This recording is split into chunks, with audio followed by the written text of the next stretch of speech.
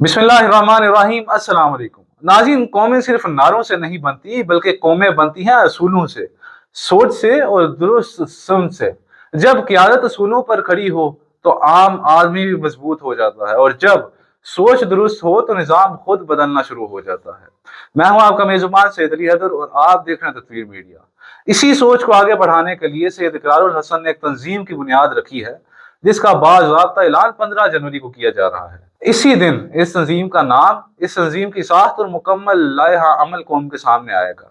ये तंजीम किसी खास तबके के लिए नहीं, किसी खास ताकतवर गिरोह या किसी मखसूस घराने के लिए नहीं, बल्कि उस नौजवान और उस आम शहरी के लिए है जो मेहनत, सलाहियत, टैलेंट और सच पर यकीन रखता है। इस तंजीम का बुनियादी मौक़िफ़ बहुत वाज़ेह है कि हमने बतौर मुआशरा क़यादत को महदूद दायरों में कैद कर दिया है, और इसी वजह से असल सलाहियतें अक्सर पीछे रह जा रही हैं। ये तंजीम इस सोच को बदलना चाहती है कि क़यादत चंद लोगों का हक नहीं, बल्कि एक जिम्मेदारी है, बल्कि एक रिस्पॉन्सिबिलिटी है, और वो रिस्पॉन्सिबिलिटी वही बेहतर अदा कर सकता है जिसका माइंड सेट, जिसकी जहनीत दुरुस्त हो।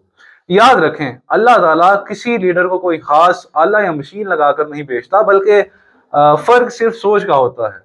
वही सोच जो इंसान को आम रहने देती है, या वही सोच जो इंसान को कौम का रहनुमा बना देती है। इकरारुल हसन की यह तंजीम पाकिस्तान के नौजवानों और मिडिल क्लास की आवाज़ बनना चाहती है, उन लोगों की जो शोर नहीं मचाते मगर काम करना चाहते हैं, जो दिखावा नहीं करते, जो शो ऑफ नहीं करते मगर असूलों पर समझौता भी नहीं करते। ये एक ऐसी सोच है जो खामोशी से मगर मजबूती के साथ आगे बढ़ती है।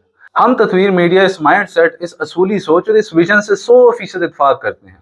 हम समझते हैं कि पाकिस्तान को एक नई सोच, एक नई सिमत और एक नई इक़दार पर मबनी क़यादत की ज़रूरत है। इसलिए हम इस सफ़र में सैयद इकरारुल हसन साहब के साथ मिलकर काम करने और इस पैगाम को जिम्मेदारी के साथ आगे बढ़ाने का फैसला करते हैं। उम्मीद है कि आपको हमारी ये वीडियो पसंद आई होगी। अगर आपको ये वीडियो पसंद आई तो कमेंट में अपनी राय का इजहार ज़रूर करें, और अगर आप भी असूल, सलाहियत और दुरुस्त क़यादत पर यकीन रखते हैं तो इस सोच का हिस्सा बने। शुक्रिया।